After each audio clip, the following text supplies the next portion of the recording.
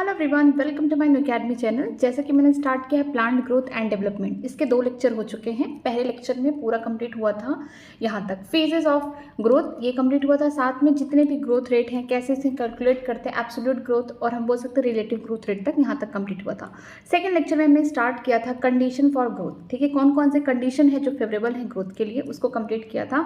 साथ में हमने पूरा कंप्लीट किया था प्लास्टिसिटी। आज हम लोग स्टार्ट करेंगे प्लांट ग्रोथ रेगुलेटर। जो प्लांट ग्रोथ रेगुलेटर है या फिर बोल सकते हैं फाइटो हार्मोन। ठीक है, जो फाइटो हार्मोन है, जो प्लांट के हार्मोन हैं, उनके बारे में हम लोग पढ़ेंगे। पीजीआर के बारे में पढ़ने जा रहे हैं। चलिए स्टार्ट करते हैं आज अपना टॉपिक। प्लांट ग्रोथ रेगुलेटर के बारे में देखते हैं क्या क्या कैरेक्टरिस्टिक हैं। कैरेक्टरिस्टिक हम लोग पढ़ते हैं। देखिए, the plant growth regulator are small. ठीक है, वो कैसे होते हैं? छोटे होते हैं, स्मॉल होते हैं। Simple molecule of the diverse chemical composition. उनका जो मॉलिक्यूलर वेट है वो कम है। ठीक है, स्मॉल है, छोटे होते हैं। साथ में इनमें हम देखते हैं कि सिंपल मॉलिक्यूल से बने होते हैं। यहाँ पे केमिकल कंपोजिशन हम लोग यहाँ पे 5 बोल सकते हैं प्लांट ग्रोथ रेगुलेटर पढ़ने वाले हैं। देखिए इनका किस तरीके से कंपोजिशन है, कैसे ये बने हुए हम लोग उसको देखेंगे। पहला है, देखिए, they could be indole compound, indole 3 acetic acid आइए। ये किसके बारे में बात किया जा रहा है? ये ऑक्सीजन के बारे में बात किया जा रहा है। जो ऑक्सीजन है किससे बना हुआ है? इंडोल कंपाउंड का बना हुआ है। ठीक है, इंडोल 3 एसिटिक एसिड। फिर देखते हैं एडनिन डेरिवेटिव यहाँ पे दिया गया है जिसका नाम है N6 फुरफुरिल अमीनोप्यूरिन, जिसे काइटिन बोलते हैं, या फिर हम लोग साइटोकाइनिन में पढ़ेंगे, जो साइटोकाइनेसिस में हेल्प करते हैं। फिर है तीसरे नंबर का डेरिवेटिव ऑफ कैटेनॉइड्स, जो कि कौन है? एब्सिसिक एसिड है, ABA है, जो जिसे हम क्या बोलते हैं? नॉर्मली बोल सकते हैं स्ट्रेस हार्मोन। फिर है टर्पिन। टर्पिन क्या है? डेरिवेटिव है किसके लिए? जिब्रेलिक एसिड के लिए, या फिर GA3 इसलिए बोला गया है क्योंकि सबसे पहले जो जिब्रेलिक एसिड है या जिब्रेलिन है, सबसे पहले किसको ढूंढा गया था? GA3 को ढूंढा गया था। और गैसेस, अगर बात करते हैं जो फाइटो हार्मोन है, जो प्लांट में ऐसे हार्मोन होते हैं वो गैसेस के फॉर्म में पाए जाते हैं, वो कौन है? इथाइलिन है। ठीक है, plant growth regulator are variously describe as the plant growth substance, plant hormone और the phyto hormone in literature. ठीक है, जो प्लांट के ग्रोथ रेगुलेटर होते हैं वेरियस तरीके से डिस्क्राइब किए गए हैं। कई किताबों में बोला गया कि प्लांट को ग्रोथ करने में ये सब्सटेंस है। ठीक है, जो सब्सटेंस है प्लांट को ग्रोथ कराने में हेल्प कराते हैं, उनको हम क्या बोलते हैं? प्लांट ग्रोथ सब्सटेंस बोलेंगे, या फिर कहीं प्लांट हार्मोन बोल दिया गया है, या फिर इसको बोला गया है फाइटो हार्मोन, या फिर PGR के नाम से जाना गया है। अलग अलग लिटरेचर में आप अलग अलग नाम से जानेंगे। The PGR plant growth regulator are broadly divided into 2 group. देखिए यहाँ पे 2 ग्रुप में डिवाइड किया on their function of the living plant body. ठीक है, यहाँ पे 2 ग्रुप में डिवाइड किया गया है। किस पे? फंक्शन के आधार पे क्या है? फंक्शन के, या तो ये क्या करेंगे? हेल्प करेंगे, प्रमोट करेंगे। ठीक है, प्रमोटिंग एक्टिविटी में डिफरेंट टाइप से सेल डिवीजन हो गया, सेल का इनलार्जमेंट हो गया। ठीक है, फ्लावरिंग में, फ्रूटिंग में। और या तो ये क्या करेंगे? इनहिबिशन करेंगे, मीन्स इनहिबिटिंग में आएंगे। तो देखते हैं कौन कौन से हैं। 1 of the PGR are involve in, देखिए एक PGR का जो ग्रुप है वो क्या करता है? इन्वॉल्व होता है इन ग्रोथ प्रमोटिंग एक्टिविटी, जो हेल्प कराता है ग्रोथ में, such as cell division, cell enlargement, pattern formation, tropic growth, flowering, fruiting and seed formation. जो एक साइड होगा, देखिए 2 ग्रुप हो गए PGR के, एक ऐसे होंगे जो प्रमोटिंग होंगे, दूसरा क्या होगा? इनहिबिटिंग होंगे। एक क्या करेंगे? प्रमोट करेंगे, बढ़ावा देंगे।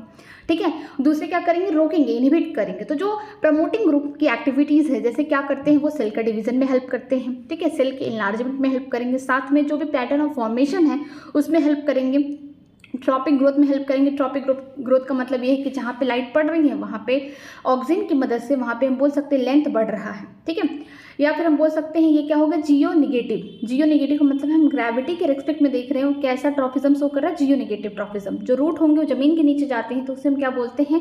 पॉजिटिवली जियोट्रॉफिज्म। ओके, फ्लावरिंग देखेंगे किस तरीके से फ्लावरिंग हो रहा है, साथ में फ्रूटिंग, सीड फॉर्मेशन देखेंगे।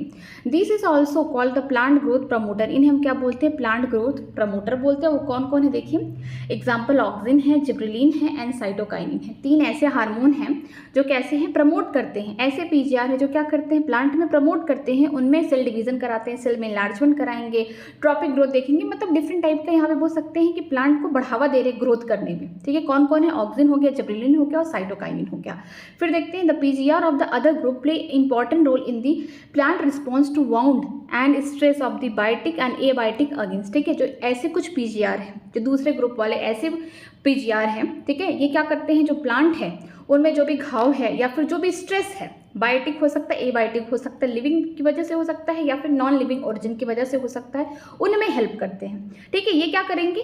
ये जो भी बोल सकते हैं, जो भी यहाँ पे मैकेनिज्म चल रहा है, सेल डिवीजन हो रहा है, तो अगर ज़्यादा दिक्कत है प्लांट को तो उसको रोक देंगे। ठीक है, ये क्या करेंगे, इनहिबिशन का मतलब क्या है कि जो प्रमोटिंग एक्टिविटी है उनको रोकने की कोशिश करेंगे। ठीक है, they are involve in various growth inhibiting activity. देखिए कौन कौन से ग्रोथ इनहिबिटिंग एक्टिविटी में काम करेंगे, सच एज डोरमेंसी हो गया एंड एब्सेशन। ठीक है, डोरमेंसी में हेल्प करेंगे, अगर मान लीजिए सीड है, ठीक है, उसको ग्रोथ कराना है, सीडलिंग बनाना है, उससे आगे प्लांट बनाना है हमें, तो क्या करना पड़ेगा, फेवरेबल कंडीशन लाना पड़ेगा। लेकिन अगर फेवरेबल कंडीशन नहीं है तो क्या सीड तब भी ग्रो करेगा, नहीं ग्रो करेगा, उस समय डोरमेंसी की फेज में आएगा। तो यहाँ पे जो ग्रोथ इनहिबिटिंग एक्टिविटी है उनमें से एक पार्ट है एब्सेशन का मतलब है कि बुढ़ापा करना। ठीक है, कि अगर कोई फ्रूट है, ठीक है, पेड़ पे है, पक चुका है, तो इसका ये मतलब नहीं कि कभी पेड़ से नीचे आएगा नहीं, वो आएगा, तो उसे एब्सेशन बोलते हैं। The PGR abscisic acid belong to this group. जो पीजीआर है एब्सेसिक एसिड है वो क्या है, बोल सकते हैं ग्रोथ इनहिबिटिंग एक्टिविटी दिखाता है, वो इनहिबिटर में आता है। ठीक है, द गैसियस पीजीआर, जो गैसियस पीजीआर है उनके बारे में देखते हैं। यहाँ पे इथाइलिन है, इसकी दो डुअल नेचर है। ठीक है, ये दोनों ग्रुप में आएगा। आगे देखते हैं जो पीजीआर है वो कैसा एब्सेसिक एसिड है। फिर देखते हैं जो गैसियस पीजीआर है जिसका नाम इथाइलिन है, could be fit of either groups, मतलब कि दोनों ग्रुप में आएगा, प्रमोट भी करेगा, इनहिबिशन भी करेगा, but it is largely an inhibitor of the growth activity. लेकिन ये लार्जली किस में आएगा, ये इनहिबिटर है, कभी कभी ये हेल्प भी कर देता है, लेकिन मोस्ट ऑफ द टाइम ये क्या करता है, ये इनहिबिटर की तरह काम करता है। तो आपको देखना है कि जो पीजीआर होते हैं दो ग्रुप में रखे गए हैं उनके फंक्शन के according.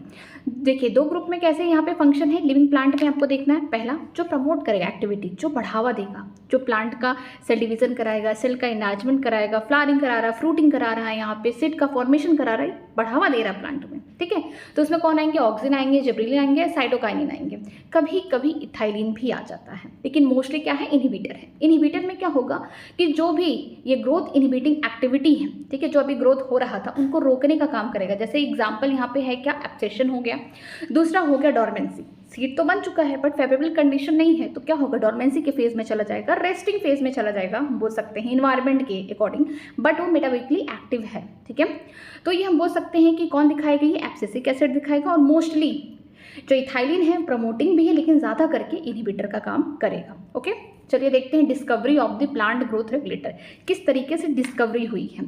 Interesting, the discovery of each 5 major group of the PGR has been accidental. सबसे खुशी की बात ये है, या बोल सकते हैं कि एक सरप्राइज बात है, कि जो जितने भी पांचों जो मेन पीजीआर है प्लांट ग्रोथ रेगुलेटर, इन्हें जब ढूंढा गया तो ये एक्सीडेंटली मिले। ठीक है, ऐसा नहीं है कि बस इनको ढूंढा जा रहा था, अचानक से मिल गए। ठीक, all this started when the observation of the Charles Darwin and his son Francis Darwin, when they observed that the coleoptile of the canary grass respond to the unilateral elimination by the growing towards the light source of phototropism। ठीक है, ये सब कैसे start हुआ, देखिए ये यहाँ पे एक कैनरी ग्रास है।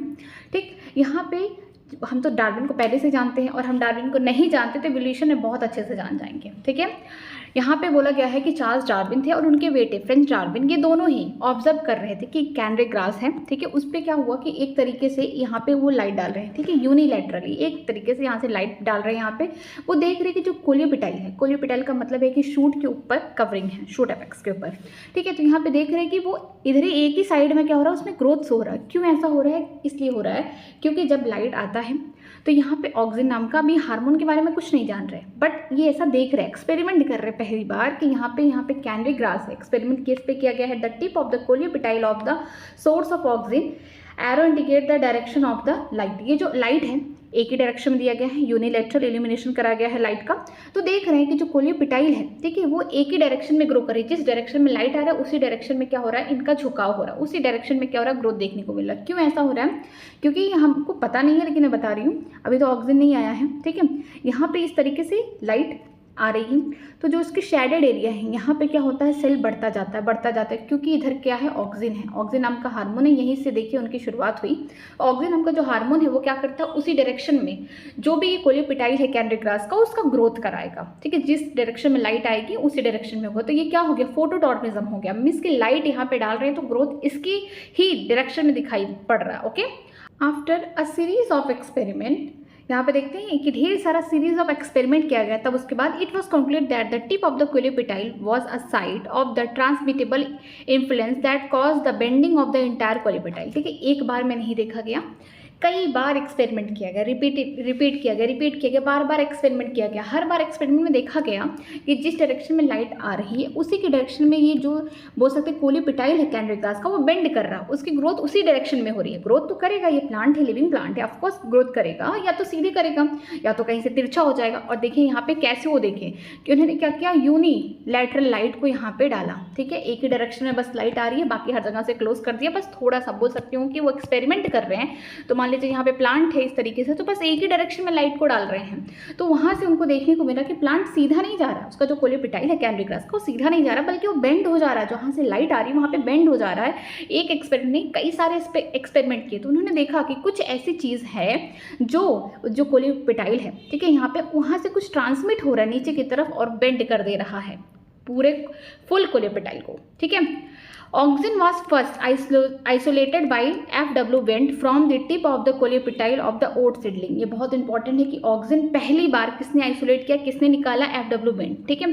देखिए बता कौन दिया था, बता दिए थे कौन, बता दिए थे डार्विन के बच्चे ने बता दिया था कि कुछ तो ऐसा है, ठीक है, कुछ ऐसा है कि लाइट हम जब भी डाल रहे हैं कोलियोपिटाइल में वो बेंड हो जा रहा है उस डायरेक्शन में, वहाँ से कोई चीज़ ट्रांसमिट हो रही है और पूरा कोलियोपिटाइल यहाँ पे बेंड हो जा रहा है, ठीक।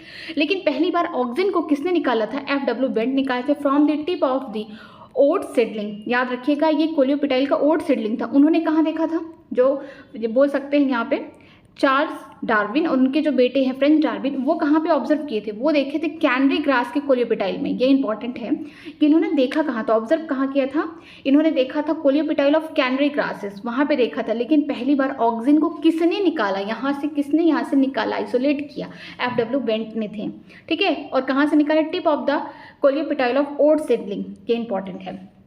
आगे चलते हैं, आगे देखिए दूसरा, the bakanae the fool seedling disease of the rice seedling was caused by the fungus pathogen जिसका नाम है जिब्रेला फिजिकोराई, ठीक है। यहाँ पे द बिकेने का मतलब क्या है, फुल सीडलिंग पागल है क्या, मतलब कि कोई सीड है, ठीक है, इस तरीके से वो जर्मिनेट कर रहा, तो क्या हो गया, सीडलिंग है, ठीक है। आगे चल के वहाँ से एक प्लांट बनेगा मैच्योर।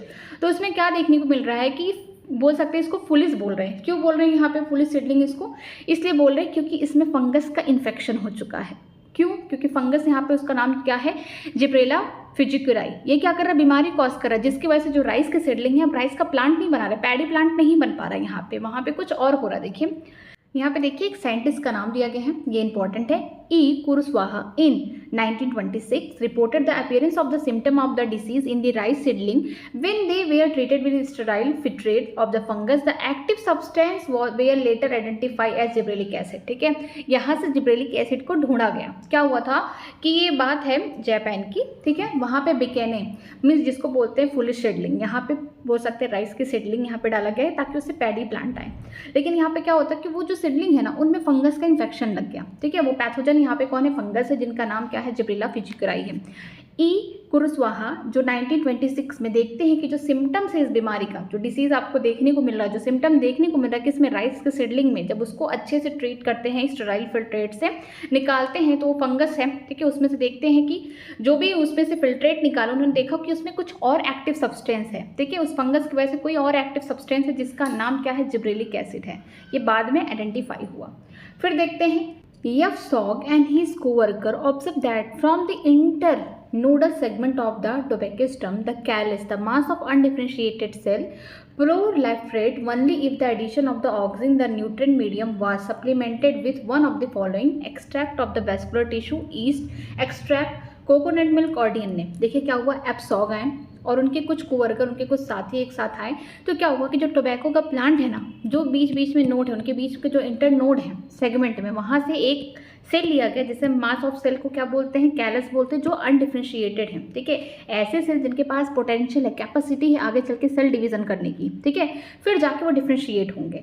तो यहाँ पे हमको देखने को मिला कि ये जो सेल हैं आगे चल के डिवीजन तभी शो करेंगे, प्रोलिफरेट का मतलब होता है डिवीजन शो करना, ये तभी शो करेंगे जब हम इस मीडियम में क्या डालें, ऑक्सिन डालें, ठीक है। जब हम इस मीडियम में क्या डाल रहे हैं, ऑक्सिन डालें न्यूट्रिएंट मीडियम में, तब जाके ये क्या कर रहे हैं, जो हम बोल सकते हैं मास ऑफ सेल है, अनडिफरेंशिएटेड सेल जो कैलस है, कहाँ से लिया गया है, जो बोल सकते टोबैको की स्टेम है, इंटरनोड स्टेम है, वहाँ से लिया गया है, तब जाके क्या कर रहे हैं, यहाँ पे डिवीजन शो कर रहे हैं। और यहाँ पे देखने को मिलेगा कि यहाँ से एक्सट्रैक्ट किया गया क्या, वैस्कुलर टिश्यू ईस्ट में देखने को मिलेगा, जो भी एक्सट्रैक्ट यहाँ से किया गया है कोकोनट मिल्क में और डीएनए में, वो क्या सकता था, वो था बोल सकते हैं काइनिन, साइटोकाइनिन, लेकिन एक्चुअली नेचुरली साइटोकाइनिन प्लांट में नहीं पाया जाता है। आगे देखते हैं यहाँ पे क्या लिखा गया है, मिलर एट ऑल। जब भी एट ऑल लिखा रहे ना तो इसका मतलब है कि मिलर अकेले नहीं काम कर रहे थे, उनके साथ उनकी एक टीम थी। तो इस वजह से बायोलॉजी में जब भी ETAL लिखा जाए इट ऑल, तो इसका मतलब यही होता है कि वो अकेले नहीं थे, उनके साथ उनके जो साथी लोग थे, मीन्स उनके टीम वर्कर लोग थे, वो काम कर रहे थे। Later identify and crystallize the cytokinesis promoting active substance, they are called term chitin। ठीक है, इन्होंने बाद में देखा, कौन, मिलर एंड उनकी टीम ने, मिलर एट ऑल 1955 में देखा कि कुछ सब्सटेंस को आइसोलेट किया, क्रिस्टलाइज के निकाला। जब साइटोकाइनेसिस हो रहा है, सेल डिवीजन के टाइम क्या होता है, न्यूक्लियस पहले डिवीजन होता है, फिर साइटोप्लाज्म डिवीजन करते हैं। तो साइटोप्लाज्म को जो बोल सकते हैं प्रमोट कर रहा है डिवीजन करने के लिए, साइटोप्लाज्म को जो डिवाइड करने में हेल्प कर रहा है, वहाँ से उन्होंने एक एक्टिव सब्सटेंस निकाला जिसे उन्होंने बाद में क्या कहा, काइटिन कहा। देखिए उन्होंने सबसे पहले ये कौन काम किया था, एप्सॉग, उनके कोवर्कर ने क्या किया था कि जो टोबैको का स्टेम है, जो उनका इंटरनोड स्टेम है, वहाँ से उन्होंने कुछ मास ऑफ सेल निकाले जो कि अनडिफरेंशिएटेड थे। उसको सेल डिवीजन कराने के लिए उन्होंने थोड़ा सा न्यूट्रिएंट मीडियम दिया और साथ में ऑक्सीजन रखा। तो जो भी वहाँ से एक्सट्रैक्ट निकला, आपको देखने को मिलेगा कि इसके साथ जो एक्सट्रैक्ट थे वो वैस्कुलर टिश्यू में पाए जाते थे, ईस्ट में भी पाए जाते थे, कोकोनट मिल्क में भी देखा गया, वैसे डीएनए में भी देखा गया। इन्होंने सीधे नहीं बोला कि साइटोकाइनिन है या फिर काइटिन है, ये सब कुछ नहीं बोला, बस वो जो एक्सट्रैक्ट वहाँ से निकाले ये इतनी जगह पे पाए जाते थे। ठीक है, यहाँ पे सीधे लिखा गया है कि the medium was supplemented with one of the following. यहाँ पे मीडियम को सप्लीमेंट किया गया है, extract of the vascular tissue, east extract हो गया, या फिर कोकोनट मिल्क, या फिर डीएनए। लेकिन जब मिलर और उनकी टीम आए, कब, 1955 में, उन्होंने आइडेंटिफाई किया, ठीक है, उन्होंने क्रिस्टलाइज किया जब साइटोकाइनेसिस हो रहा था, जब साइटोप्लाज्म का डिवीजन हो रहा था, उस समय जो साइटोप्लाज्म का डिवीजन करने में कोई एक्टिव सब्सटेंस था जो हेल्प कर रहा था, प्रमोट कर रहा था, वो उन्होंने बाद में उसका नाम क्या रख दिया, काइटिन रख दिया। ओके, आगे देखते हैं। During mid in 1960s 3 independent researcher report the purification and the chemical characterization of 3 different kind of inhibitor, जिसका नाम क्या है, इनहिबिटर बी हो गया, एब्सेशन सेकेंड एंड डोर्मिन। क्या हुआ था, मिड 1916 में 3 अलग अलग रिसर्चर, इंडिपेंडेंट अलग अलग रिसर्चर ने क्या किया, प्यूरिफाई किया, एक केमिकल को, कंपाउंड को निकाला, और तीनों अलग अलग जगह के थे। तो जब उस कंपाउंड को निकाला तो उनका नाम कहीं पे इनहिबिटर बी बोला गया, कहीं पे एब्सेशन सेकेंड बोला गया, कहीं पे डोर्मिन बोला गया। ठीक है, चीज़ एक ही था, लेकिन 3 डिफरेंट यहाँ पे बोल सकते हैं रिसर्चर आए, अपना काम किए, उन्होंने सेम ही कंपाउंड को आइडेंटिफाई किया, उसको प्यूरिफाई किया, सेम वही कैरेक्टरिस्टिक थे इनहिबिटर वाले, इसलिए इनका नाम क्या रख दिया गया, inhibitor B, abscisin second and dormin. Later all 3 were proved to be chemically identical. It was named as abscisic acid। बाद में इन तीनों को आइडेंटिफाई किया गया तो देखा गया सेम केमिकल कंपाउंड से बना हुआ है और उसका नाम क्या रख दिया गया, एब्सिसिक एसिड। देखिए 3 इंडिपेंडेंट अलग अलग रिसर्चर थे, एक ही कंपाउंड को आइसोलेट किया, प्यूरिफाई किया, अलग अलग नाम रख दिए। इनहिबिटर था, ये सबको पता था, इसी वजह से नाम रख दिया इनहिबिटर बी, एब्सेशन सेकेंड, डोर्मिन रख दिया गया। लेकिन बाद में जब इनको आइडेंटिफाई किया, देखा गया कि जो इनका केमिकल फॉर्मूला जो है सेम है, सब कुछ सेम दिख रहा है, तो इन्होंने सबका नाम एक जैसा रख दिया, क्या बोला, एब्सिसिक एसिड बोला। फिर आया लास्ट में H cousin in 1910 confirm the release of the volatile substance from the ripened orange that hastened the ripening of the store unripened banana। ठीक है, H कजन आए कब, 1910 में। इन्होंने बताया कि कुछ वोलेटाइल कंपाउंड है, कुछ ऐसा कंपाउंड है गैसेस के फॉर्म में उड़ रहा है कि जो पका हुआ कहीं पे एक स्टोर हाउस रहा होगा, कहीं पे क्या रखा गया है कि वहाँ पे राइपेंड ऑरेंज रखे गए, पके हुए संतरे रखे गए हैं, और उसी के बगल में कच्चे केले रख दिए गए हैं। कुछ टाइम बाद देखा कि जो केले थे कच्चे वो पक चुके हैं। कैसे पक चुके हैं, क्योंकि जो राइपेंड ऑरेंज है उनमें से कुछ ऐसे वोलेटाइल कंपाउंड निकल रहे हैं जो क्या कर रहे हैं, जो अनराइप बनाना है उनको राइप कर दे रहे, पका दे रहे हैं।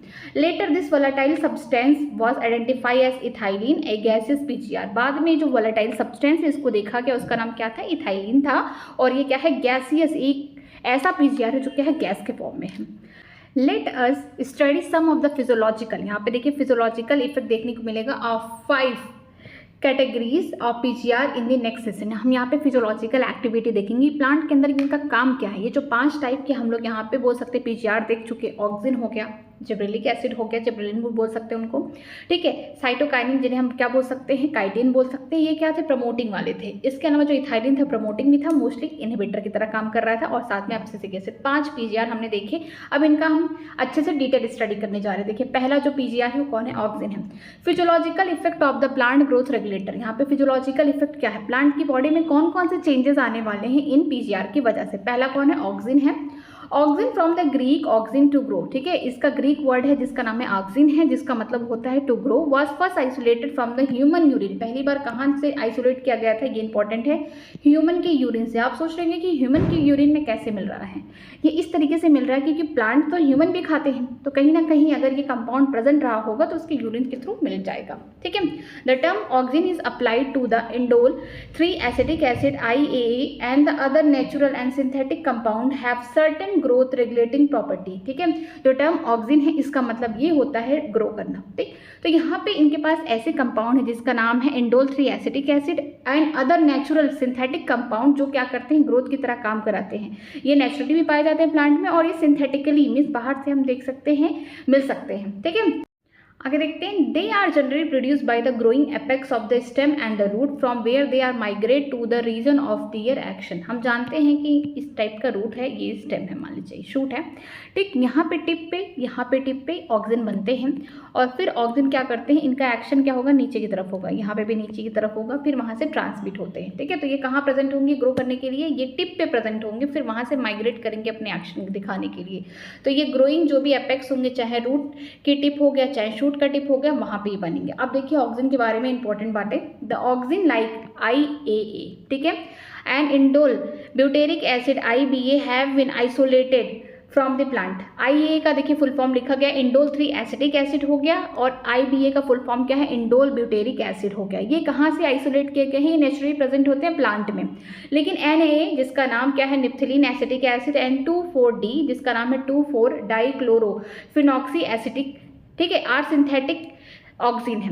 2 ऐसे पाए जाते हैं यहाँ पे ऑक्सिन जो नेचुरली प्लांट में मिलते हैं, IAA IBA, ठीक है, जो लेकिन सिंथेटिक है ऑक्सिन, जैसे कि NAA जिसका नाम है निफ्थिलीन एसिटिक एसिड 2,4-D, जिसका नाम है 2,4 डाइक्लोरोफिनॉक्सी एसिटिक, ठीक है, ये क्या है, सिंथेटिक है। अभी हम लोग आगे देखेंगे कि 2,4-D जो होते हैं ये लॉन फ्री, मतलब हम जो वीड है, जो वीड्स होते हैं, घास होते हैं, लॉन में क्या करते हैं, हम चाहते हैं कि घास ना रहे, उसको क्या करते हैं, लॉन में वीड फ्री बनाते हैं। मीन्स ये किसको खत्म करते हैं, D है, और थोड़ा सा याद रखिएगा किसको मारेंगे, डाइकॉट को मारेंगे। जो डाइकॉट बीड्स होंगे उनको मारेंगे, लेकिन जो मैच्योर मोनोकॉट बीड्स होंगे उन पे कोई इनका असर नहीं होगा, ये इंपॉर्टेंट है, आगे लिखा गया है।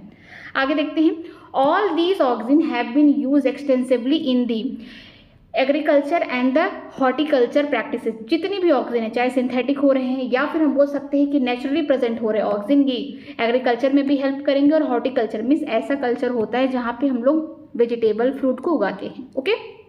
तो यहाँ पे चाहे सिंथेटिक वाले हो चाहे नेचुरल वाले हो ऑक्सिन, ये दोनों ही हेल्प करेंगे, ग्रोथ में हेल्प करते हैं, क्योंकि ये टिप पे प्रेजेंट होते हैं, और टिप पे जब प्रेजेंट है तो कहीं ना कहीं शूट को और आगे लेके जाएंगे जहाँ पे लाइट प्रेजेंट है। और स्टेम की बात करते हैं तो आगे स्टेम बनेगा यहाँ पे शूट से, ठीक है। लेकिन अगर हम बात करते हैं रूट के टिप पे, तो रूट को एकदम नीचे की तरफ लेके जाएंगे, ऑक्सिन वहीं बनता ही है, उसका वो मेन साइट है।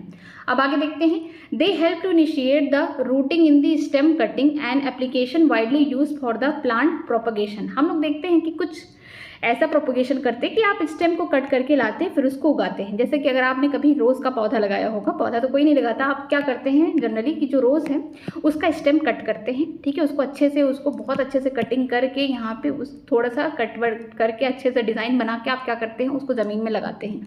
फिर कुछ टाइम बाद देखते हैं कि जो कटिंग वाला, जो स्टेम का कटिंग पार्ट है वहाँ से रूट निकलता है। तो किसकी वजह से हो रहा है, जो इनिशिएट हो रहा है रूट, कहाँ से जो रूट निकल रहा है, ठीक है, किसी स्टेम से आपने कटिंग किया, रोज़ का आपने स्टेम लाया, उसको कटिंग करके उसको आपने ज़मीन में लगा दिया। कुछ टाइम बाद देखेंगे कि वहाँ से रूट आ रहे हैं, तो किसकी वजह से आ रहे हैं, ऑक्सिन की वजह से आ रहे हैं। जो इनिशिएट कर रहा है ये रूटिंग, कहाँ से रूटिंग कर रहा है, इनिशिएट स्टेम के कटिंग से, तो ये कौन है, ऑक्सिन है। तो ये जो प्लांट के प्रोपगेशन होते हैं, जितने भी प्लांट स्टेम के द्वारा लगते हैं, उनमें बहुत ज़्यादा हेल्प करता है, ठीक है।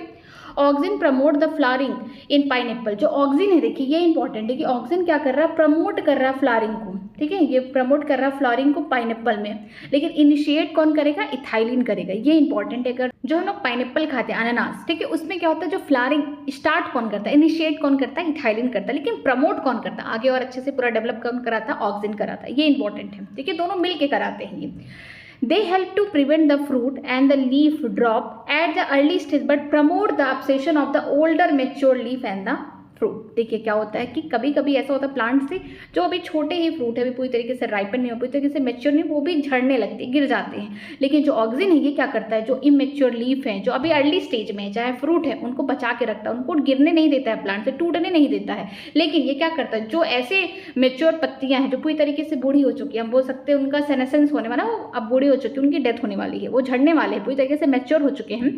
और जो फ्रूट है वो भी पूरी तरीके से ग्रो कर चुका है, अब वो भी पूरा मेच्योर हो चुका है, तो उनको क्या करते हैं, एब्सेशन कराते हैं, उनको पेड़ से गिराते हैं। तो यहाँ पे देख लीजिए कि यहाँ पे दोनों काम दिखा रहे हैं, एक जगह दिखा रहे हैं कि ये उनको गिरने नहीं दे रहे, दूसरी जगह इनको गिरा रहे हैं। तो ये इंपॉर्टेंट है कि किसको प्रिवेंट कर रहे हैं, वो उनको प्रिवेंट कर रहे हैं जो अपने अर्ली स्टेज में, जो अभी नए हैं, ठीक है, जो अभी यंग हैं, जो पत्तियां अभी छोटी छोटी हैं, अभी बन रही हैं, अभी पूरी तरीके से मेच्योर नहीं हुए, जो फ्रूट अभी पूरी तरीके से राइप नहीं हुए, पके नहीं हैं, ठीक है, अभी कच्चे हैं, उनको क्या करते हैं, गिरने से बचाते हैं। लेकिन जो पूरी तरीके से राइप एंड फ्रूट है, या बोल सकते हैं पूरी तरीके से डेवलप हो गया है फ्रूट प्लांट पे, या फिर जो पत्तियां हैं पूरी तरीके से मेच्योर हो चुकी हैं, अब येलो पड़ने लगी हैं, ठीक है, सेनेसेंस इस स्टेज में आ गई, उनको क्या करते हैं, गिरा देते हैं प्लांट से।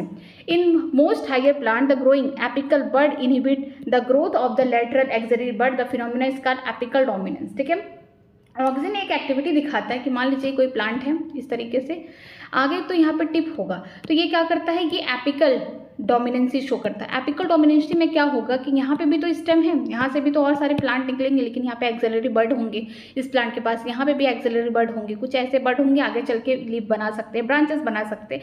लेकिन ये एपिकल डोमिनेंस इस वजह से शो करते हैं क्योंकि जो ऑक्सिन है वो तो टिप पे प्रेजेंट होता है, जो भी शूट का है या रूट का है वहाँ पे प्रेजेंट होता है। तो ये क्या करते हैं, एपिकल को यहाँ पे ज़्यादा ग्रोथ कराते हैं, मीन्स ये हाइट बढ़ाने की कोशिश करते हैं, ना कि ब्रांचेस बढ़ाने की कोशिश करते हैं। ये ज़्यादा करके जो हायर प्लांट होते हैं ये क्या करते हैं, जो एपिकल बर्ड है, ठीक है, जो एकदम टिप पे वहीं पे प्रेजेंट होते हैं ऑक्सिन, तो क्या करते हैं, जो एपिकल बर्ड है एकदम जो टिप पे प्रेजेंट होती है बर्ड, उनमें ग्रोथ कराते हैं, ठीक है, ना कि लैटरल बर्ड, जो एक्सिलरी बर्ड है, साइड साइड में जो ब्रांचेस बनाती हैं बर्ड्स, उनको नहीं ग्रोथ करते, उनको इनहिबिट करते हैं। तो इस फिनोमिना को क्या बोलते हैं, एपिकल डोमिनेंस बोलते हैं। आगे देखते हैं removal of the shoot tip, जिसे क्या बोलते हैं, decapitation, usually result in the growth of the lateral bud. अगर हम ऐसा काम कर सकते हैं, अगर हमारा जो प्लांट है वो सीधे ग्रो कर रहा है लेकिन कोई ब्रांचेस ही नहीं निकल रहा, सीधा चला जा रहा है, तो हम क्या करेंगे, जो उसके टिप पे जो एपिकल, यहाँ पे बोल सकते हैं एपिकल बर्ड है, वहाँ पे तो ऑक्सिन बन रहा है, वहाँ पे अपना ग्रोथ शो कर रहा है कि यहीं से इसका ग्रोथ, अगर हम इसे कट कर दें तो जो लेटरल बर्ड है जिनको हम एक्सिलरी बर्ड कर रहे हैं, इनके पास अपॉर्चुनिटी मिल जाएगी कि ग्रो करने के लिए, यहाँ पे ढेर सारे ब्रांचेस बन जाएंगे। तो इस प्रोसेस को हम क्या बोलते हैं, डिकैप्टेशन, ठीक है। डिकैप्टेशन में क्या होता है, जो एपिकल बर्ड है ना उसको हम रिमूव कर देते हैं, उसको कट करके हटा देते हैं, ठीक है, जिसकी वजह से हम बोल सकते हैं कि जो लेटरल बर्ड है उन्हें मौका मिल जाता है ढेर सारी लीव्स बनाने का, ढेर सारे ब्रांचेस बनाने का। It is widely applied to the tea plantation and the hedge making. आप देखे होंगे कि जो चाय पत्ती की खेती है वो प्लांट कैसे होते हैं, एकदम झाड़ियाँ जैसे होते हैं, इस तरीके से। क्यों हो रहा है इस तरीके से झाड़ियों जैसे, क्योंकि यहाँ पे जो एपिकल डोमिनेंसी शो कर रहा था एपिकल बर्ड, उसको काट दिया जाता है। इस प्रोसेस को क्या बोलते हैं, डिकैप्टेशन बोलते हैं। और जो लेटरल बर्ड है वो क्या करते हैं, साइडली ग्रो कर पाते हैं, ढेर सारे ब्रांचेस बना पाते हैं, वो आगे चल के ढेर सारे बोल सकते हैं लीव्स निकाल सकते हैं। तो आपको टी प्लांटेशन में देखने को मिल जाएगा, हेज मेकिंग में देखने को मिल जाएगा। अगर आप गार्डन में, पार्क में जाएंगे तो आपको देखने को मिलेगा कि ढेर सारे ऐसे प्लांट होते हैं जिनसे कुछ स्ट्रक्चर बनाए जाते हैं, या फिर बोल सकते हैं झाड़ी जैसा स्ट्रक्चर रहता है। क्यों होता है, क्योंकि उनका ऊपर का जो एपिकल बर्ड होता है उनको कट कर दिया जाता है, ठीक है। आगे देखते हैं, कैन यू एक्सप्लेन वाई, इसलिए क्योंकि हमको क्या चाहिए, ढेर सारे ब्रांचेस चाहिए, ठीक है, ब्रांचेस चाहिए, लीव्स चाहिए, इस वजह से हम बोल सकते हैं इसका इस्तेमाल करते हैं। कहाँ पे करते हैं, टी प्लांटेशन में करते हैं, हेज मेकिंग में करते हैं, तभी जाके एपिकल डोमिनेंसी खत्म होगा, ठीक है। आगे देखते हैं, auxin also introduce the parthenocarpy example in tomato. जो ऑक्सिन होता है पार्थिनोकार्पी में बहुत अच्छा हेल्प करता है, किसमें, टमाटो में। पार्थिनोकार्पी क्या होता है कि ऐसे फ्रूट बन रहे हैं जिनमें अभी सेक्सुअल रिप्रोडक्शन या फिर बोल सकते हैं फर्टिलाइजेशन नहीं हो रहा है। The fruit is form without sexual reproduction या फिर बोल सकते हैं विदाउट फर्टिलाइजेशन, तो उसे हम क्या बोलते हैं, पार्थिनोकार्पी बोलते हैं ऐसे फ्रूट को।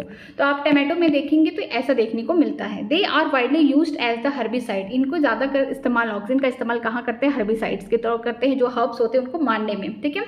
2,4 D widely used to kill the dicotyledon weeds which is not affect the mature monocotyledon plant, ठीक है। जो 2,4 हमने देखा था सिंथेटिक ऑक्सिन है, इसका इस्तेमाल क्यों किया जाता है कि जो हमको लॉन है उसको क्या करना है, वीड फ्री बनाना है, हमको घास नहीं चाहिए, ठीक है।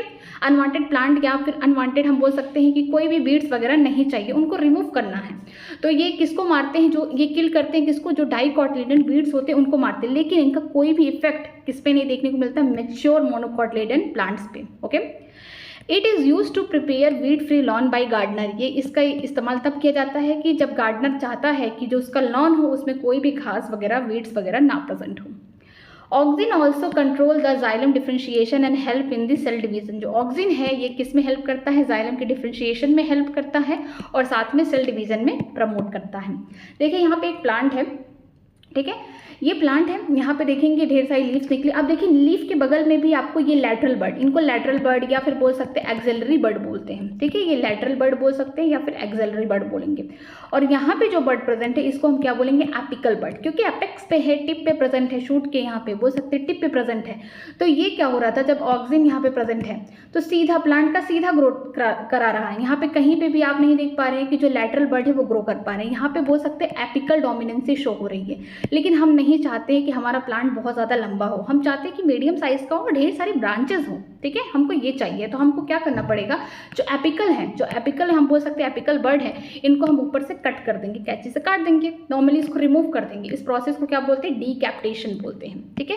जिसकी वजह से क्या होगा, जब हम इसको रिमूव कर देंगे, हम इसको जब रिमूव कर देंगे तो हमको देखने को मिलेगा कि जो हमारे लैटरल बर्ड है, एक्सेलरी बर्ड है, वो भी क्या हो रहे हैं, धीरे धीरे ग्रो कर रहे हैं। अभी आगे चल के धीरे धीरे ग्रो करेंगे और लीव्स बनाएंगे और ब्रांचेस बनाएंगे और हमारे जो प्लांट की हाइट होगी वहीं पर रुक जाएगी, क्योंकि हाइट किससे बढ़ रही है, इस एपिकल बर्ड की वजह से लेंथ बढ़ रहा है। लेकिन अगर हम इसको कट करके हटा दें तो बोल सकते हैं कि अब हमको क्या देखने को मिलेगा, लेंथ तो नहीं दिखेगा ज़्यादा बढ़ता हुआ, लेकिन हमको क्या दिखेगा, हमको जो हमारे लैटरल बर्ड है ये क्या दिखा रहे हैं, ब्रांचेस बना रहे हैं, ठीक है।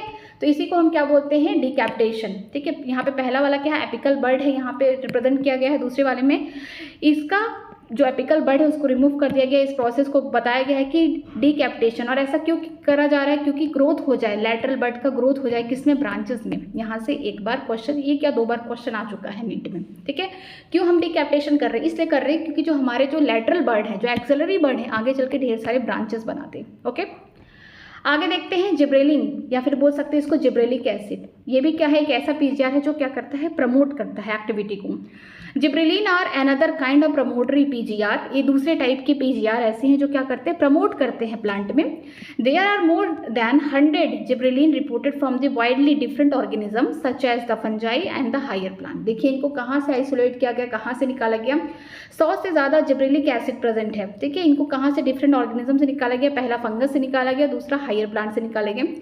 They are denoted as the GA1, GA2, GA3 and so on, ठीक है। इस तरीके से इनका नाम दिया गया है। However, gibberellic acid GA3 was the one of the first gibberellin, ठीक है, पहला जिब्रेलिन है to be discover and remains the most extensively study form, ठीक है। जो पहला जिब्रेलिक एसिड है वो कौन है, GA3 है। इसको पहली बार देखा गया, इस पर स्टडी किया गया, इसको डिस्कवर किया गया और मोस्ट ऑफ द जो स्टडी होती है किस पे होती है, जिब्रेलिक एसिड GA3 पे होती है। ऑल द जिब्रेलिक एसिड, नाम से लग रहा है हम लोग जिब्रेलिक एसिड बोल रहे हैं तो क्या होगा, एसिडिक नेचर होगा इनका। एब्सिसिक एसिड है, हम एसिड बोले तो उनका भी नेचर कैसा होगा, एब्सिसिक एसिड का भी एसिडिक नेचर होगा, ठीक है। They produces a wide range of physiological response in the plant. इनमें बहुत सारे आप फिजियोलॉजिकल रिस्पॉन्स देख सकते हैं प्लांट में। Their ability to cause the, देखिए इनका एबिलिटी क्या क्या है, यहाँ पे इनके फंक्शन देख रहे हैं। Their ability to cause the increase in the length of the axis to increase the length of the grapes stalk, ठीक है। क्या होता है, सब लोग अंगूर खाए होंगे, अंगूर कभी कभी गोल गोल होते हैं, मीन्स राउंड शेप में, या फिर कुछ इलोंगेटेड होते हैं। इस टाइप के अंगूर देखने को आपको मिलते हैं। जो गोल गोल होते हैं उसमें हम बोल सकते हैं ज़्यादा बोल सकते हैं जूस नहीं प्रेजेंट है, ज़्यादा फ्रक्टोज नहीं प्रेजेंट है। लेकिन जो इलोंगेटेड है इनका लेंथ ज़्यादा है, तो इनमें कहीं ना कहीं शुगर का जो कंटेंट है वो ज़्यादा है पहले से।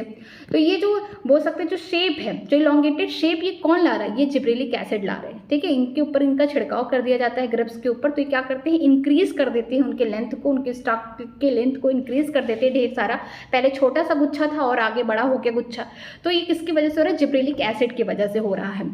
आगे देखते हैं, यहाँ पे लिखा गया है जिब्रेलिक एसिड के बारे में। Gibberellin causes the fruit like apple to elongated and improve its shape. हम लोग बहुत लोग सेब इस तरीके से खाए होंगे जो राउंड होगा, कुछ लोग सेब को इस तरीके से खाए होंगे जो क्या है, इलोंगेटेड होगा, ठीक है। जो इलोंगेटेड वाला है, ठीक है, ये किसकी वजह से, जिब्रेलिन की वजह से, जिब्रेलिक एसिड की वजह से है, जिसने क्या किया है, एप्पल को इलोंगेट कर दिया और उसके शेप को इम्प्रूव कर दिया है, ठीक है, उसको बढ़ा दिया है।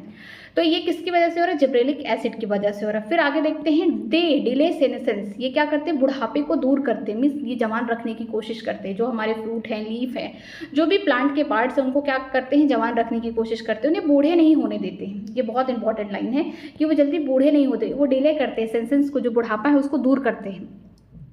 Thus the fruit can be left on the tree longer as so extended in the market period।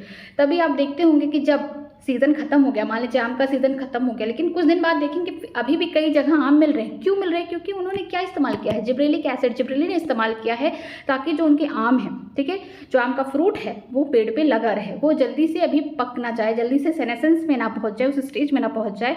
और अगर उस स्टेज पे आ जाएगा तो अपने आप वो पेड़ से गिर जाएगा। तो वहाँ पे क्या करते हैं, जिब्रेलिक एसिड का छिड़काव करते हैं ताकि वो प्लांट पे लगा रहे, ठीक है।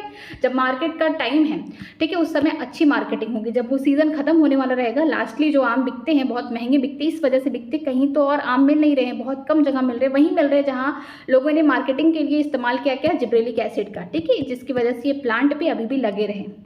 आगे देखते हैं, GA3 is use to be speed up the malting process in the brewing industry. इसके अलावा जो जिब्रेलिक एसिड है GA3, इसका इस्तेमाल किया जाता है माल्टिंग प्रोसेसेस में। ढेर सारे सीरियल्स वगैरह से क्या बनता है, अल्कोहल वगैरह बनता है, ठीक है, ब्रीविंग हम बोल सकते हैं इंडस्ट्री में इस्तेमाल होता है।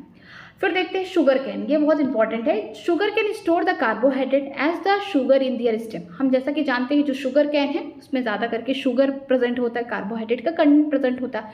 लेकिन अगर हम चाहें कि और भी ज़्यादा शुगर वहाँ से निकले और ज़्यादा शुगर का कंटेंट बढ़ जाए, तो उसके लिए हमें क्या करना पड़ेगा, spraying the sugar cane crop with the gibberellin increase the length of the stem, thus increasing the yield by as much as 20 ton per acre, ठीक है। अगर हम जिब्रेलिन से उसके स्टेम में, शुगर कैन के स्टेम में स्प्रे कर दे, तो जो उनका इंटर नोड है, पहले मान लीजिए ये मान लीजिए ये शुगर कैन है, ठीक है, यहाँ पे छोटे छोटे ये नोड हो गया, एक नोड ये हो गया, ठीक है, ये डिफरेंट नोड इस तरीके से प्रेजेंट है। और हम जानते हैं दो नोड के बीच की डिस्टेंस को इंटर नोड। बाद में हमने क्या किया, यहाँ पे जिब्रेलिक एसिड या जिब्रेलिन को छिड़क दिया, तो अब हमको देखने को मिलेगा कि जो नोड होगा दूर दूर प्रेजेंट है, तो जो हम बोल सकते हैं यहाँ पे एक नोड है, दूसरा नोड यहाँ है, तीसरा नोड कहीं और पे होगा, ठीक है।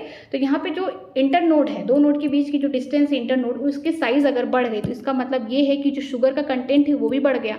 तो अगर हम लोग जो शुगर कैन का क्रॉप है उस पर जिब्रेलिक एसिड या जिब्रेलिन का छिड़काव करते हैं, तो जो लेंथ होगा स्टेम का, शुगर कैन का जो स्टेम का लेंथ होगा वो इंक्रीज हो जाएगा, जिसकी वजह से उसकी इल्ड बढ़ जाएगी और हम बोल सकते हैं पर एकड़ में 20 टन्स बढ़ जाएगा। ये इंपॉर्टेंट डाटा है, इसको लर्न करके रखिएगा, ठीक है, कि एक एकड़ में क्या होगा, 20 टन्स इनका प्रोडक्शन क्या होगा, ज़्यादा हो जाएगा, क्योंकि इनका जो इंटर नोड है ये बढ़ गया, तो यहाँ पे जो शुगर के कंटेंट होंगे वो भी बढ़ जाएंगे। फिर आगे देखते हैं, आगे क्या लिखा गया है, spraying the juvenile conifer with the gibberellic acid hasten the maturity of the period thus leading to the early seed production, ठीक है। अगर आप जुवेनाइल कॉनिफर, जुवेनाइल का मतलब क्या है, ऐसा स्टेज जहाँ पे अभी ये रिप्रोडक्टिवली एक्टिव नहीं है। तो जो कॉनिफर्स हैं जब वो अपने बोल सकते हैं यंग में है, मतलब ज़्यादा अभी पूरी तरीके से डेवलप नहीं हुए हैं, तो वो जुवेनाइल फेज में जब भी कॉनिफर है उनके ऊपर अगर आप स्प्रे कर देंगे, क्या, जिब्रेलिक एसिड, जिब्रेलिन का स्प्रे कर देंगे, तो जल्दी से उनको कहाँ पहुँचा देंगे, मेच्योरिटी पीरियड में पहुँचा देंगे, जो रिप्रोडक्टिवली एक्टिव बना देंगे। तो आगे चल के देखेंगे बहुत जल्दी से वो क्या करेंगे, सीड का प्रोडक्शन करेंगे। देखिए सेक्सुअल रिप्रोडक्शन में यही होता है कि सीड का अल्टीमेटली प्रोडक्शन करना, सेक्सुअल रिप्रोडक्शन का बाई प्रोडक्ट यही होता है, फ्रूट प्लस सीड, ठीक। तो जो जुवेनाइल फेज में कॉनिफर हैं उनके ऊपर अगर हम लोग जिब्रेलिक एसिड को छिड़कते हैं तो वो बहुत जल्दी से मैच्योर हो जाते हैं और आगे चल के सीड की प्रोडक्शन करते हैं। Gibberellin also promote the bolting internode elongation just spread to the flowering in beet, cabbage and many plant with the rosette habit, ठीक है। आपको देखने को मिलेगा कि जो जिब्रेलिन है ये क्या करते हैं, प्रमोट करते हैं बॉल्टिंग प्रोसेस, ठीक है। बॉल्टिंग प्रोसेस में क्या होगा कि यहाँ पे जैसे बीट हो गया, कैबेज हो गया और कुछ और रोजेट प्लांट हो गए, ठीक है। इनमें क्या होगा कि पहले यहाँ पे फ्लावरिंग होने से पहले जो इनका इंटरनोड है ये बढ़ जाता है, मीन्स इनका लेंथ बढ़ा देता है ताकि इनमें इन्फेक्शन ना हो सके, इनका बोल सकते हैं इंटरनोड बढ़ जाएगा फ्लावरिंग होने से पहले। तो जिब्रेलिक एसिड की वजह से क्या होगा, बॉल्टिंग प्रोसेस देखने को मिलेगा, किसमें, बीट में, कैबेज में और कुछ ऐसे प्लांट जो रोजेट जैसे हैबिट दिखाते हैं, ठीक है। जो इनका इंटरनोड होगा वो क्या होता है, इलोंगेट हो जाएगा, लंबा हो जाएगा फ्लावरिंग होने से पहले, उसकी साइज बढ़ जाएगी। आप कुछ ऐसे भी पत्ता गोभी खाए होंगे मार्केट से जिनका आप देखे होंगे इंटरनोड क्या है, लंबा है, ठीक है, उसकी साइज बहुत ज़्यादा इंक्रीज हुई है, ठीक है। आज हम लोग यही 2 ही पढ़ेंगे, फिर कल हम लोग पूरी तरीके से इसको ख़त्म करेंगे और साथ में समरी करेंगे। तो चलिए मैं एक बार आपको रिवाइज़ करा दूँ कि कहाँ से हम लोग स्टार्ट किए हैं। और हर एक लाइन, हर एक बोल सकते हैं ना, एक एक वर्ड बहुत इंपॉर्टेंट है, क्योंकि इस बार से मैं बोल रही हूँ पिछले 3-4 साल से इस वाले टॉपिक से कुछ ज़्यादा क्वेश्चन पूछ रहे हैं, स्पेशली ऑक्सीजन से, ठीक है, इथाइलिन से, और हम बोल सकते हैं जिब्रेलिक एसिड। सबसे फेवरेट हमको लगता है इथाइलिन और जिब्रेलिक एसिड है, बहुत क्वेश्चन पूछे गए हैं। तो आप इनमें ये भी है ना कि यहाँ पे प्रमोटिंग एक्टिविटी इनकी दूसरे से मिलती जुलती रहती, तो आपको बहुत ध्यान से एक एक चीज़ पढ़ना है, तब जाके आप क्वेश्चन कर पाएंगे। तो चलिए मैं आपको यहाँ से रिवाइज करा देती हूँ हम लोग कहाँ से स्टार्ट कर रहे हैं, फिर हम लोग कल स्टार्ट करेंगे 3 हमारे पीजीआर बचे हुए विद समरी, उसको भी रिवाइज कंप्लीट करा के ख़त्म कर देंगे। ओके, चलिए देखते हैं। प्लांट ग्रोथ रेगुलेटर में हम लोग देखते हैं कैरेक्टरिस्टिक, जो पीजीआर है वो कैसे हैं, वो सिंपल हैं, ठीक है, बहुत छोटे हैं, स्मॉल हैं, सिंपल मॉलिक्यूल हैं, और उनका जो केमिकल कंपोजिशन जिसमें इंडोल कंपाउंड आ गए, जैसे इंडोल 3 एसिटिक एसिड हो गया, ये क्या है बोल सकते हैं नेचुरली अकरिंग, आगे चल के क्या बनाएंगे ऑक्सीजन, ठीक है। अगर हम बात करते हैं एडेनिन के डेरिवेटिव है तो उनका नाम क्या हो गया N6-फुरफुलिन अमीनो प्यूरिन काइटिन। प्यूरिन में भी कौन सा है एडेनिन डेरिवेटिव है, ठीक है, ये किसके लिए है, ये काइटिन के लिए है, या फिर बोल सकते हैं साइटोकाइनिन के लिए। ओके, डेरिवेटिव ऑफ कैटिनाइड, जो कैटिनाइड के डेरिवेटिव है एब्सिसिक एसिड है। टर्पिन के डेरिवेटिव कौन है, हम बोल सकते हैं जिब्रेलिक एसिड या जिब्रेलिन बोल सकते हैं। गैसियस एक ही पीजीआर है जिसका नाम है इथाइलिन। ओके, जो प्लांट ग्रोथ के रेगुलेटर होते हैं इनको वेरियसली 2 ग्रुप में डिवाइड किया गया है। पहला, एक तो ये प्रमोट करेंगे, प्लांट के बोल सकते हैं ग्रोथ में हेल्प करेंगे, दूसरा क्या करेंगे इनहिबिट करेंगे, रोकेंगे। तो अब देखिए यहाँ पे 2 कैटेगरी है। पहला में कौन है ग्रोथ प्रमोटिंग एक्टिविटी, जैसे कि सेल डिवीजन में हेल्प करेंगे, सेल में इनलार्जमेंट में हेल्प करेंगे, पैटर्न है फॉर्मेशन को उसमें हेल्प करेंगे, ट्रॉपिक ग्रोथ में हेल्प करेंगे, फ्लावरिंग हो गया, फ्रूटिंग हो गया, सीड के फॉर्मेशन में हेल्प करेंगे। और ये कौन करता है, 3 ऐसे हार्मोन है जो क्या है प्लांट ग्रोथ प्रमोटर है, हेल्प करेंगे ग्रोथ कराने में। ऑक्सीजन हो गया, जिब्रेलिन हो गया, जिब्रेलिक एसिड बोल सकते हैं उसको, साइटोकाइनिन, ठीक है। और दूसरे ग्रुप में वो आएंगे जो क्या करते हैं इनहिबिट करेंगे। ऐसा नहीं है कि मतलब प्लांट को चाहते ही नहीं ग्रो होना, नहीं, जो प्लांट का जब एडवर्स कंडीशन आएगा, जब ऐसा कंडीशन होगा जहाँ पे प्लांट अब अपनी पूरा उसको फेवरेबल कंडीशन नहीं मिल पा रहा, अपने आप को ग्रोथ नहीं शो कर पाएगा, उस कंडीशन में प्लांट को मजबूती देंगे, मीन्स स्ट्रेस क्रिएट करेंगे कि वहीं पे तुमको वहीं पे रुके रहना है। जब तुम्हारा फेवरेबल कंडीशन आएगा तो तुम आगे चल के ग्रो करोगे। तो एक स्ट्रेस जो भी कंडीशन आएगा, चाहे बायोटिक हो सकता है चाहे एबायोटिक ओरिजिन से हो सकता है, उस कंडीशन में इनहिबिटर जो इनहिबिटिंग एक्टिविटी शो कराते हैं वो 2 होते हैं।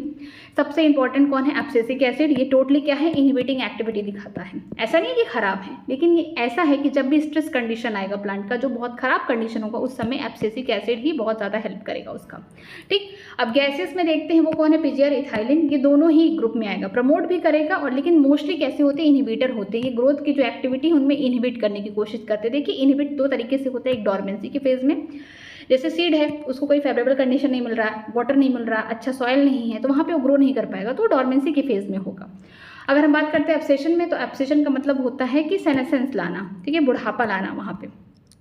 आगे देखते हैं कि जितने भी पीजीआर हैं, ऐसा नहीं था कि हम पीजीआर ढूंढने गए, साइंटिस्ट ऐसा सोच नहीं रहे थे, लेकिन अचानक से ही एक्सीडेंटली 5 के 5 पीजीआर ढूंढे गए। पहला सबसे पहले किसने ऑब्जर्व किया था, चार्ल्स डार्विन, उनके बेटे जिनका नाम था सन, उनके बेटे का नाम, ये इंपॉर्टेंट है, ठीक है, क्या पता यहाँ से भी क्वेश्चन आ सकता है, साइंटिस्ट से भी आ रहा था, यहाँ से भी आ सकता है। फ्रेंच डार्विन, ये दोनों ने देखा कि जो कैनरी ग्रास है उसका जो क्यूलियोपेटाइल है उसके ऊपर उन्होंने क्या डाला, एक ही डायरेक्शन में यूनी डायरेक्शनल या फिर बोल सकते हैं यूनिलैटरल यहाँ पे लाइट डाला, जिसकी वजह से देखा जो कैनरी ग्रास का क्यूलियोपेटाइल है वो उसी डायरेक्शन में बेंड होके वहीं पे ग्रोथ शो कर रहा है। क्यों ऐसा हो रहा है, क्योंकि इन्होंने तो बस इतना ही बताया कि फोटोट्रॉपिज्म दिखा रहा है कि लाइट जिस डायरेक्शन में होगी उसी डायरेक्शन में कोलियोपेटाइल जो होगा किसका, कैनरी ग्रास का ग्रो करेगा। लेकिन बाद में इन्होंने बताया कि एक ही एक्सपेरिमेंट नहीं किया, ढेर सारे एक्सपेरिमेंट किए, उन्होंने बताया कि कुछ तो ऐसा है यहाँ पे, नाम तो नहीं बताया ऑक्सीजन का, लेकिन इन्होंने बताया कुछ तो ऐसा है जो कोलियोपेटाइल की टिप पे यहाँ पे क्या हो रहा है कि वो ट्रांसमिट हो रहा है और अपना पूरा इफेक्ट दिखा रहा है, जिसकी वजह से पूरा जो कोलियोपेटाइल है वो क्या हो रहा है, लाइट के डायरेक्शन में बेंड होकर ग्रोथ शो कर रहा है। सबसे पहले ऑक्सीजन किसने आइसोलेट किया था, ऑक्सीजन को सबसे पहले आइसोलेट कौन किया था, FW बेंट ने किया था। कहाँ से किया था, टिप ऑफ, कोलियोपेटाइल तो है लेकिन ये ओट्स की सीडलिंग से निकाले थे, ठीक है। फिर आते हैं दूसरे हम लोग पीजीआर के ऊपर, यहाँ पे लिखा गया है बैकेने या फोली, यहाँ पे बोल सकते हैं फुली सीडलिंग की, एक राइस की बोल सकते हैं बीज डाल दिए गए, लेकिन यहाँ से कोई पौधे ही नहीं निकल रहे, मीन्स बोल सकते हैं पैडी प्लांट ही नहीं निकल रहा। क्यों नहीं निकल रहा, क्योंकि सीडलिंग में क्या हुआ है, इन्फेक्शन हुआ है, किसके द्वारा हुआ है, फंगस पैथोजन यहाँ पे जिनका नाम है जिब्रेला फिजुकराई। ई कुर्सवाहा इन 1926 इन्होंने बताया कि जो सिम्टम्स है, जो डिसीज़ है, किस में देखा उन्होंने, जो राइस की सीडलिंग है वहाँ पे देखा, उसको ट्रीट किया स्टेराइल फिट्रेट से, तो बताया कि ये किसकी वजह से हो रहा है, फंगस की वजह से हो रहा है।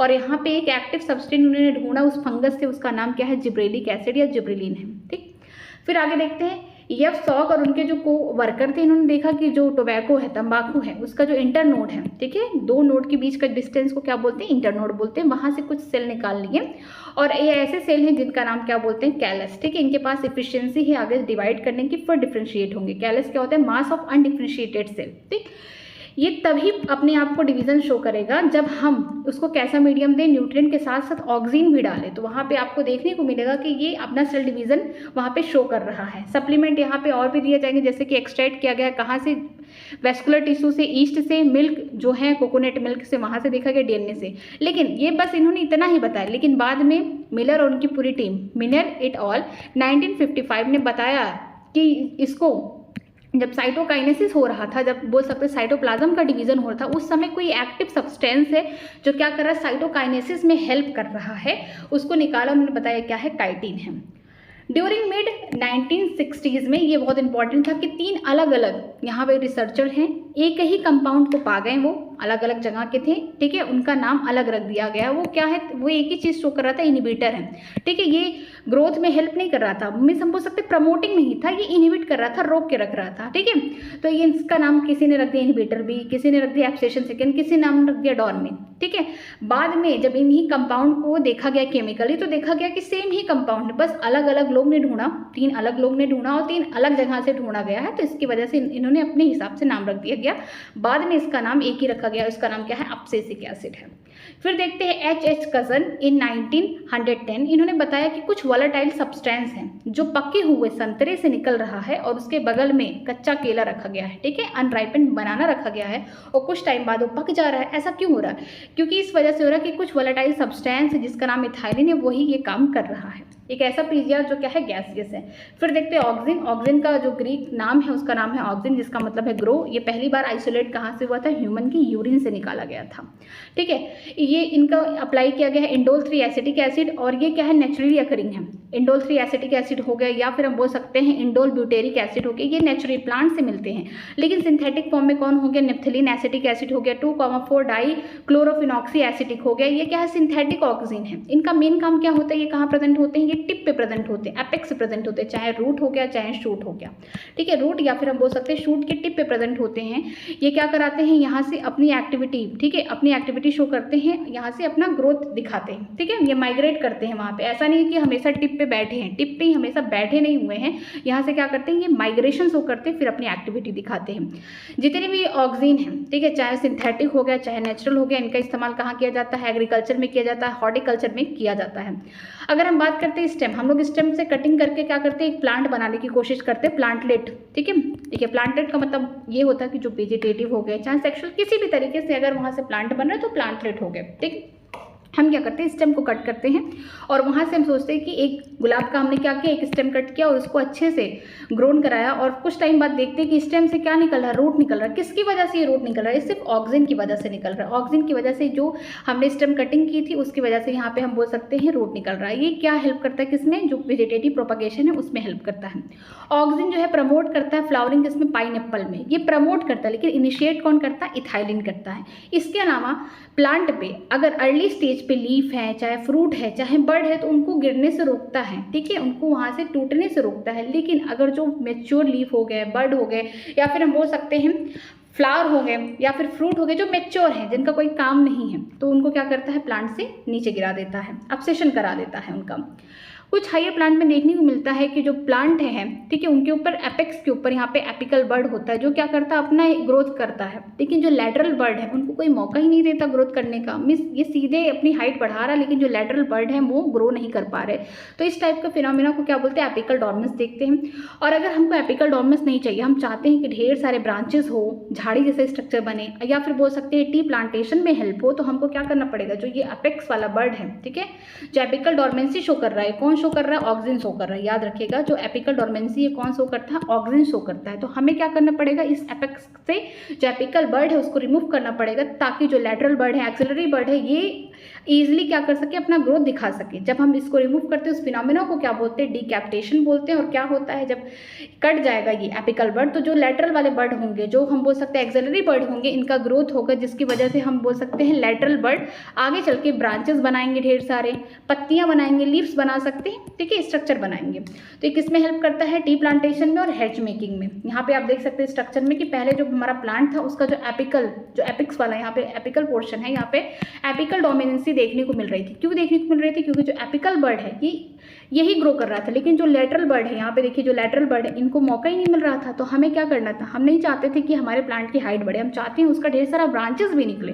तो हमें एपिकल बर्ड को काटना पड़ता है। इस प्रोसेस को हम क्या बोलते हैं, डीकैप्टेशन, ठीक है, removal of the apical bud.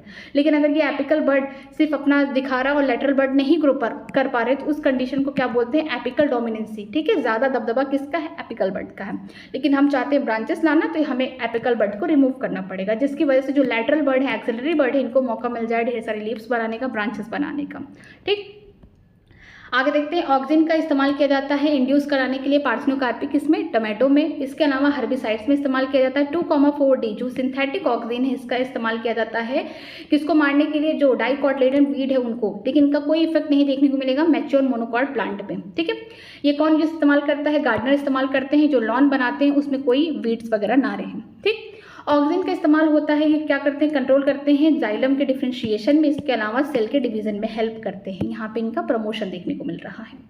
फिर देखते हैं जिब्रेलिन, जिसको हम क्या बोल सकते हैं, जिब्रेलिक एसिड है, ठीक है। ये किसका प्रिकर्सर था, याद रखिएगा, ये प्रिकर्सर है किसका, ट्रिप्टोफैन का, ये याद रखिएगा, ठीक। अगर हम जिब्रेलिन की बात करते हैं, मैं ऑक्सिन का बताएंगे, और जिब्रेलिन की बात करते हैं तो प्रिकर्सर है किसका, टर्पीन का, ओके।